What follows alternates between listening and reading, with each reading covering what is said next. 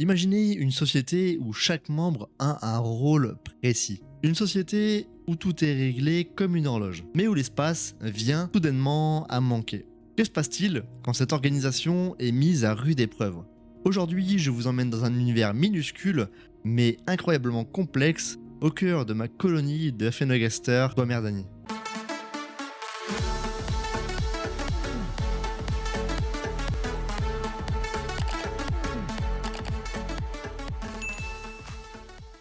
Elles ont prospéré, elles ont grandi, mais maintenant elles font face à un défi de taille. Leur nid est devenu un piège. Trop d'individus, pas assez d'espace, la colonie est à la croisée des chemins.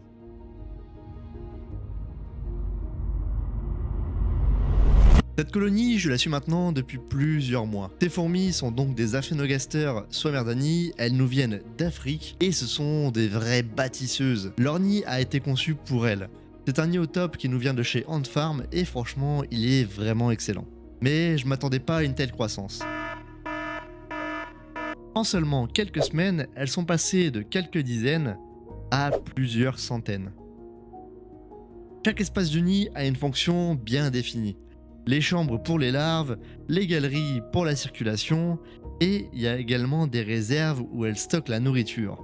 Mais aujourd'hui, tout ça semble saturé.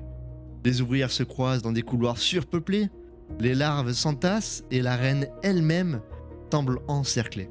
Quand une colonie est confrontée à un manque d'espace, cela peut entraîner des conséquences graves.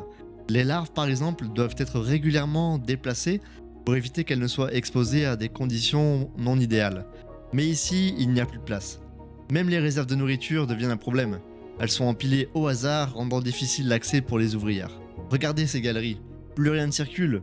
Les ouvrières doivent presque se bousculer pour accomplir leurs tâches. Ce manque d'espace crée un stress permanent pour la colonie. Dans une colonie, les ouvrières communiquent principalement par des phéromones. Mais dans un espace surchargé, ces signaux peuvent se mélanger, ralentissant ainsi les échanges et provoquant une désorganisation générale. Dans la nature, ce genre de situation pousse les fourmis à chercher de nouveaux territoires. Les éclaireuses partent explorer les environs pour trouver un nouvel endroit où la colonie pourrait prospérer. Et c'est là que j'interviens. Je ne pourrais pas les laisser dans cette situation. J'ai donc préparé quelque chose d'unique pour elles, un nouveau nid. Conçu spécialement pour répondre à leurs besoins et surtout bien plus grand que le nid qu'elles ont actuellement. Ce nid est parfait pour elles. Il permettra non seulement de réduire le stress, mais aussi de stimuler la croissance en leur offrant l'espace nécessaire. Le moment tant attendu est arrivé. J'ouvre une connexion entre l'ancien et le nouveau, et les premières éclaireuses s'aventurent prudemment, puis reviennent avec des signaux pour le reste de la colonie.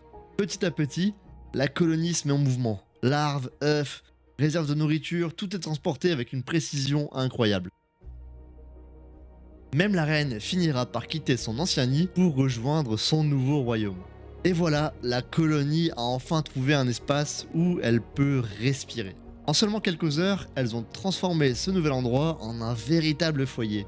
Cette aventure nous rappelle à quel point ces insectes minuscules sont incroyablement organisés et résilients.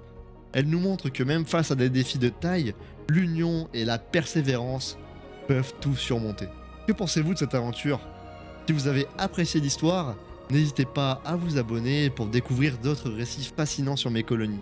Et dites-moi, quelles seraient les prochaines étapes pour cette colonie selon vous?